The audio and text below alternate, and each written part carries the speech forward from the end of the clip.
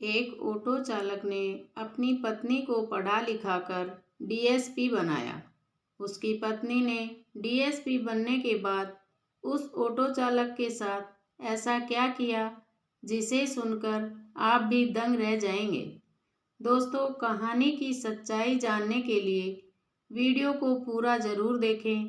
आगे बढ़ने से पहले आपसे एक निवेदन है कि वीडियो को लाइक और शेयर ज़रूर करें और चैनल पर नए हैं तो चैनल को सब्सक्राइब करना ना भूलें। डीएसपी मैडम एक ऑटो चालक से कह रही है कि तुम्हारे जैसे लोगों को ना मैं अच्छी तरह से जानती हूँ कि तुम लोग अपना काम निकालने के लिए किसी भी हद तक जा सकते हो। बड़ा आया अपनी पहचान और रिश्ता निकालने वाला। तुझे पता भी है कि तू किसके बारे में बात कर रहा है, कहकर बड़बड़ाती हुई सुनीता मैडम, जो अभी अभी डीएसपी के पद पर नियुक्त हुई थी, ऑटो चालक संजय के ऊपर गुस्सा करती हुई उसके पास गई। संजय उसकी तरफ पीठ करके बैठा था। जैसे ही उसने उसकी तरफ अपना चेहरा उठाकर देखा, सुनीता अपने पति को अपने सामने देखकर आश्चर्यचकित रह गई, लेकिन अपने जूनियर अधिकारियों के सामने वह उसे अपना पति नहीं कह पाई। दरअसल उसके जूनियर अधिकारियों ने उसे बिना किसी जुर्म के ही कह दिया कि तुमने ट्रैफिक नियमों का पालन नहीं किया है, इसलिए तुम्हें या तो जुर्माने के तौर पर 2000 रुपये देने पड़ेंगे या हमारे साथ थाने चलना पड़ेगा। संजय ने भी निर्भीकता पूर्वक कह दिया, चलिए आप लोगों को जो करना है कर लीजिए। मैंने जब कोई नियम तोड़ा ही नहीं है तो मुझे किसी का भी डर नहीं है। और उसे पूरा भरोसा था कि अगर वह अपनी पत्नी को पूरी सच्चाई बताएगा तो उसकी पत्नी उसकी मदद जरूर करेगी और उसे आसानी से छोड़ दिया जाएगा। लेकिन थाने का मंजर देखकर तो संजय की आंखें फटी की फटी रह गई। उसकी पत्नी सुनीता ने उसके केस के बारे में ना ही कोई दिलचस्पी दिखाई और ना ही संजय की कोई मदद की। हाँ, अपने जूनियर अधिकारियों को इतना ज़रूर कह दिया कि अगर यह पैसे नहीं दे पा रहा है तो इसका ऑटो जब्त कर लो और इसे घर भेज दो। अब यह अपना ऑटो कोर्ट के ऑर्डर के अनुसार ही छुड़वा पाएगा। और पूरे एटीट्यूड के साथ उसके सामने से अपने केबिन में चली गई। संजय उसे एकटक देखता रह गया। उसने उस वक्त कुछ नहीं कहा।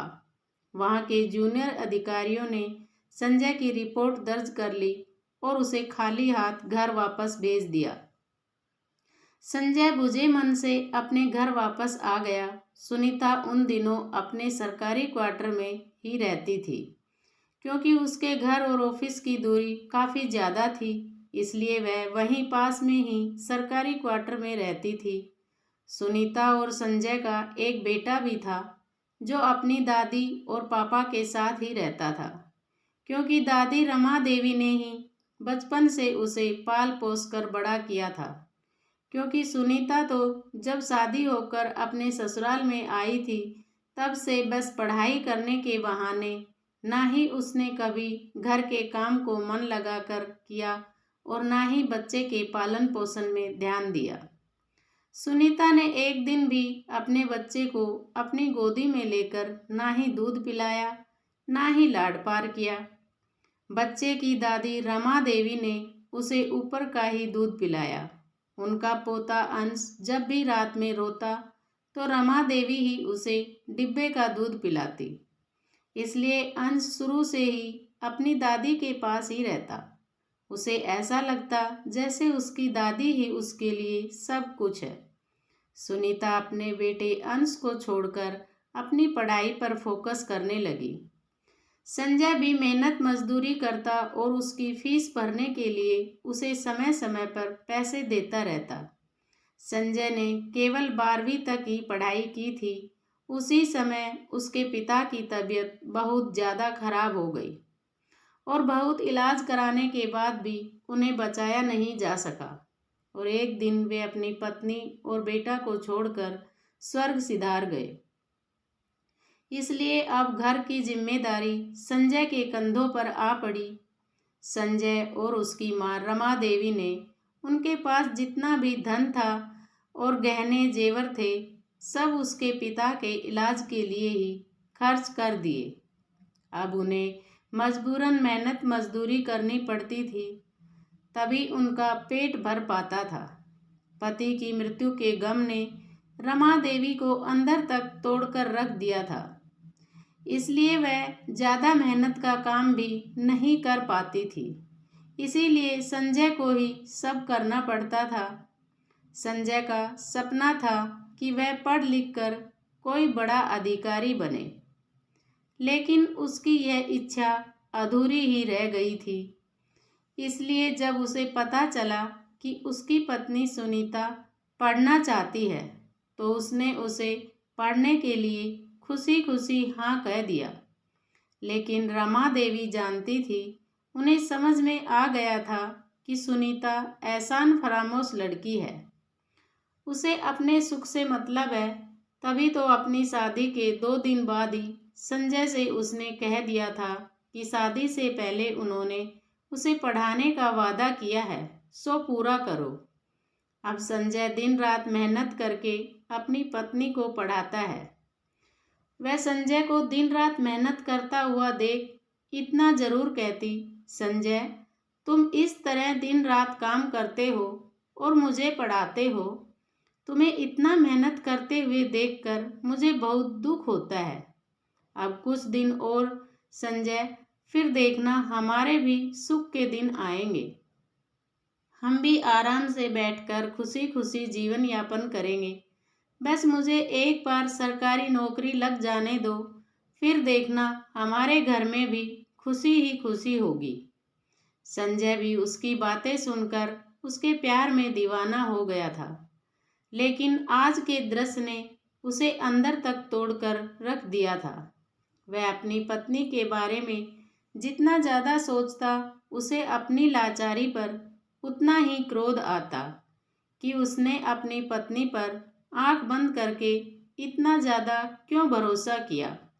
उसे विश्वास था कि सुनीता शाम को घर जाकर उसे फ़ोन ज़रूर करेगी, लेकिन ना ही उसने उसे अपने उस घटिया व्यवहार के लिए माफ़ी मांगी, ना ही फ़ोन ही किया। उस दिन तो सुनीता के ऑफिस में जो वसूली का टारगेट दिया गया था, वह पूरा किया जा चुका था। इसलिए सारे सीनियर और जूनियर मिलकर पार्टी कर रहे थे। इसलिए उसने अपने घर पर पहुंचने में रात के लगभग 12 बज चुके थे। वह इतनी थक चुकी थी कि वह अपने घर पहुंची और बिस्तर में पड़ते ही उसे नींद आ गई। दूसरे दिन वह लगभग 9 बजे सोकर उठी, जल्दी जल्दी अपने लिए थोड़ा सा नाश्ता बनाकर खाया और फिर दौड़ी भागी अपने ऑफिस के लिए निकल गई। वहां जाकर उसे याद आया कि आज तो संजय अपना ऑटो छुड़ाने के लिए आने वाला था, अभी तक आया क्यों नहीं। उसने संजय को फ़ोन लगाया, संजय ने फ़ोन नहीं उठाया। सुनीता ने लगभग 5-6 बार उसे फ़ोन किया, लेकिन उसने फ़ोन उठाया ही नहीं। सुनीता को लगा कहीं घर में कोई मुसीबत तो नहीं आ गई।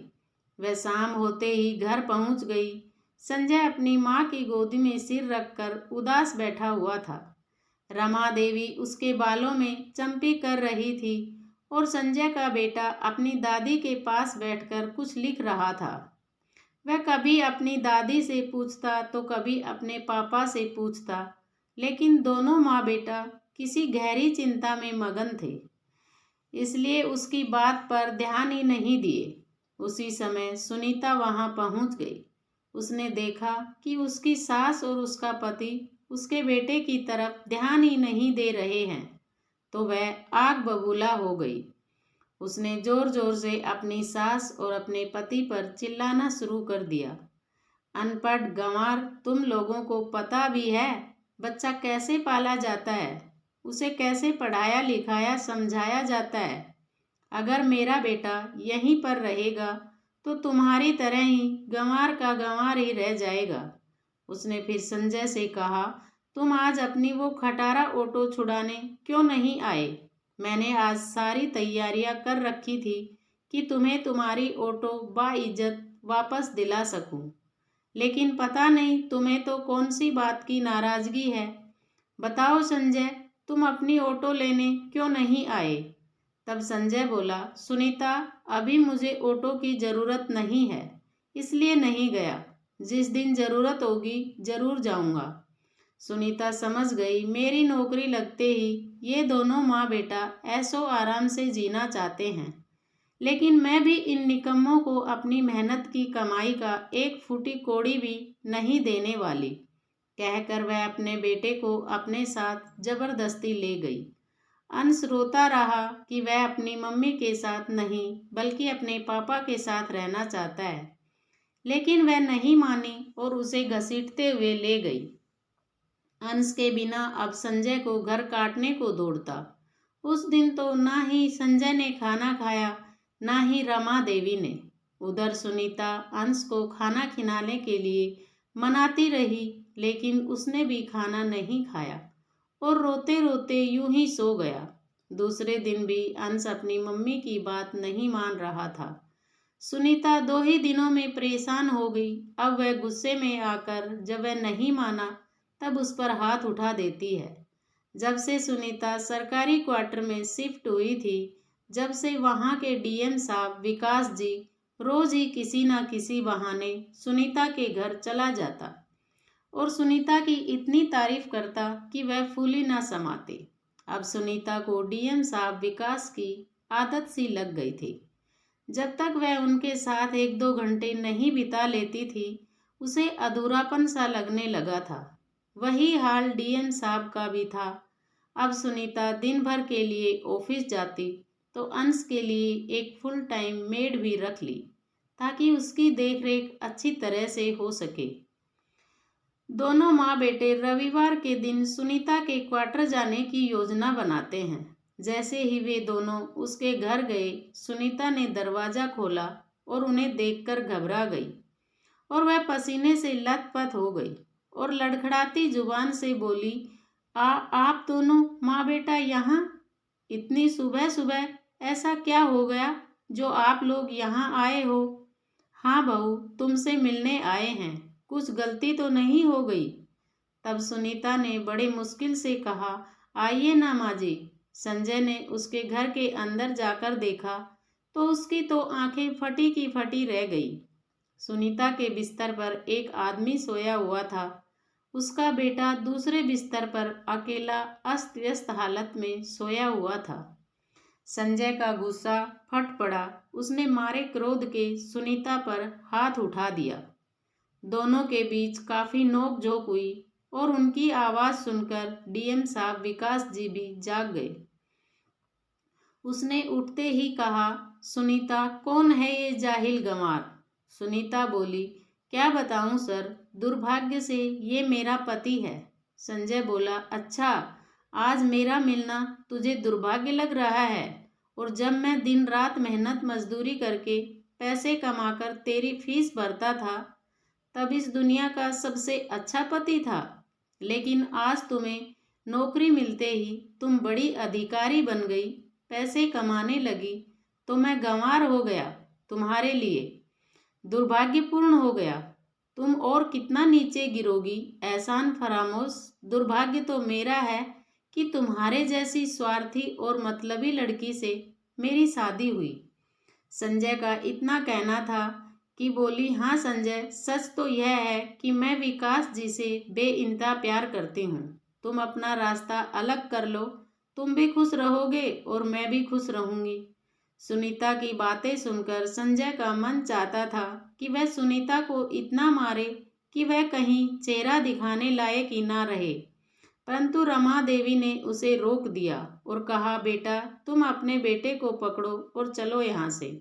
संजय ने अपने बेटे को सोते हुए से उठाया और लेकर जाने लगा।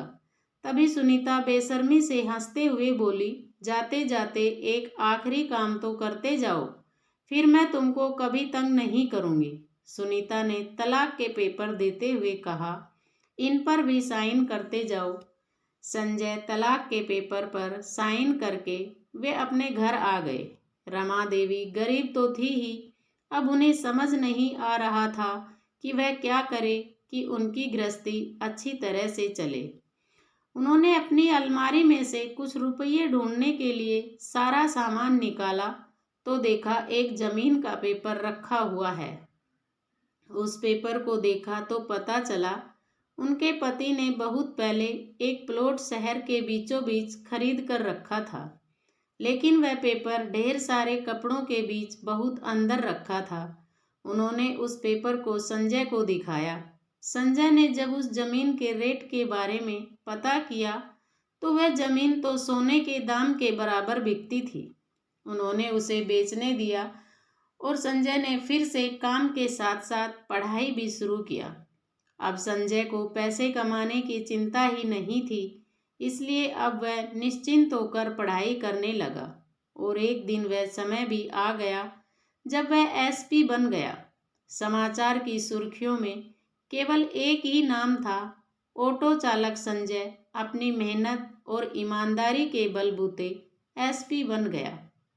संजय को बधाई देने वालों का तांता लग गया। लोग संजय के घर में इंटरव्यू के लिए आते और रमा देवी से पूछते, माँ जी, आपका बेटा बहुत बड़ा अधिकारी बन गया है, आपको कैसा महसूस हो रहा है? रमा देवी कहते, मुझे गर्व है अपने बेटे पर। तब लोगों का प्रश्न होता कि कई दिनों तक पढ़ाई छोड़ देने के बाद आपके बेटे के दिमाग में ये आइडिया कैसे आया कि उन्हें पढ़ना चाहिए? तब रमा देवी ने कहा, किसी ने मेरे बेटे को अनपढ़ गंवार कहकर बेइज्जत किया था, इसलिए मेरे बेटे ने भी वो करके दिखा दिया, जिसकी उम्मीद तो मुझे भी नहीं थी। रमा देवी का यह वीडियो इतना तेजी से वायरल हुआ कि सारे टीवी समाचार में दिखाया जाने लगा। उस समाचार को देखकर सुनीता भी दंग रह गई। उसे अपनी आंखों और कानों पर विश्वास ही नहीं हो रहा था। जिस विकास सर के लिए उसने अपने देवता समान सीधे साधे पति के प्यार को ठुकरा दिया था, वह विकास वास्तव में सुनीता का इस्तेमाल कर रहा था। उसने सुनीता को रिश्वत लेते हुए ऐसे केस में फंसाया था कि अगर एक बार वह वीडियो सबके सामने ला देगा तो उसकी नौकरी खतरे में पड़ जाएगी। और वह रिश्वत भी सुनीता ने उसी के कहने पर ली थी, लेकिन उसे क्या पता था कि जिसे वह सुख भविष्य समझ रही थी, दरअसल वही उसकी जिंदगी का कांटा बनकर जीवन भर चुभने वाला है। सुनीता की जिंदगी अब एक कठपुतली की तरह हो गई थी। विकास जैसा चाहता वैसा नचा सकता था।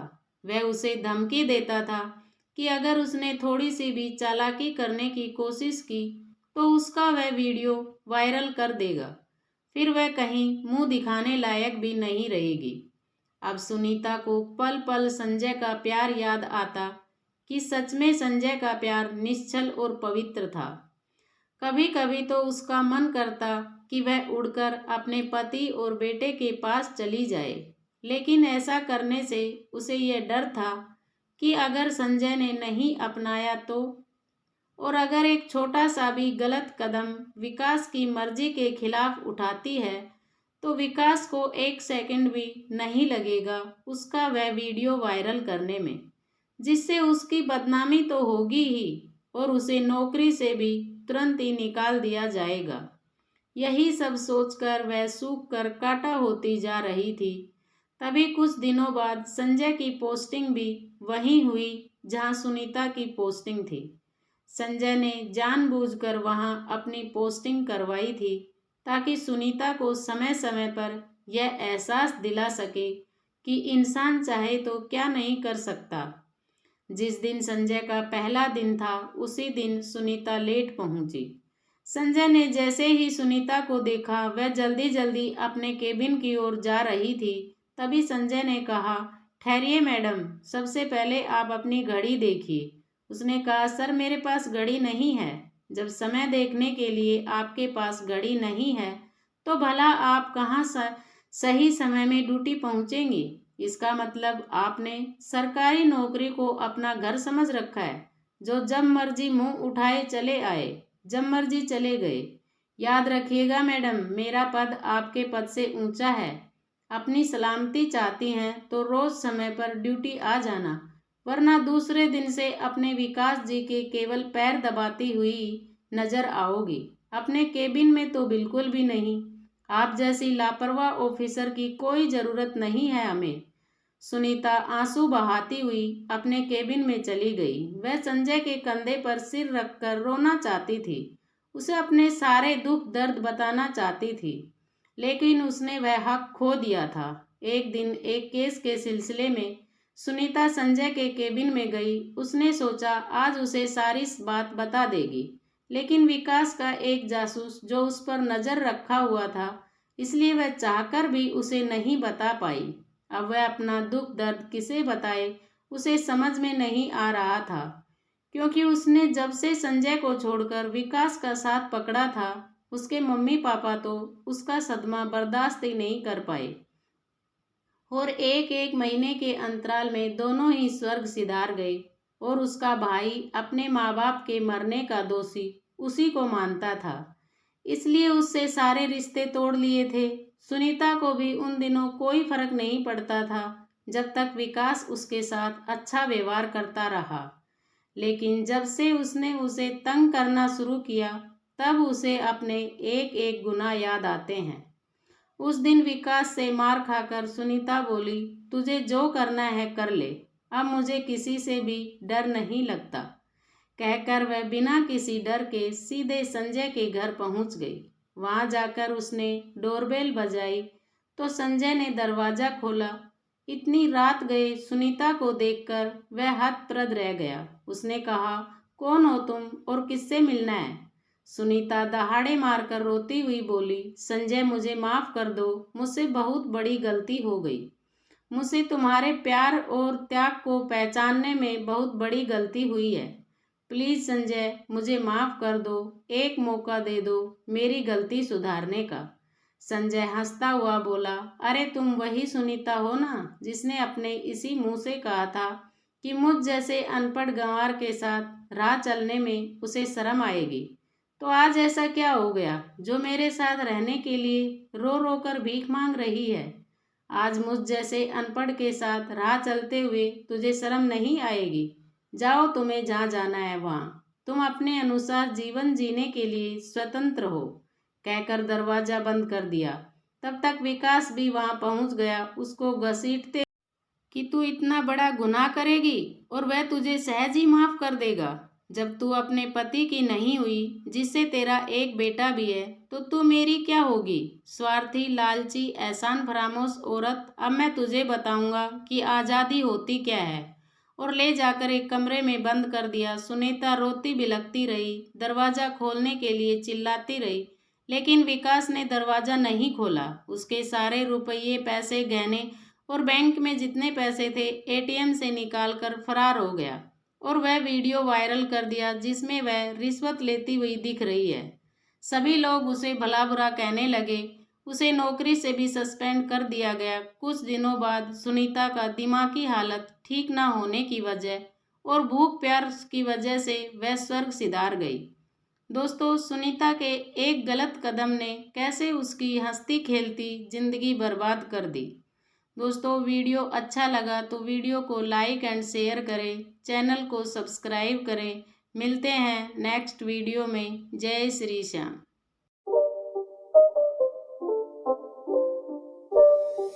It's not a game, it's a rich thing.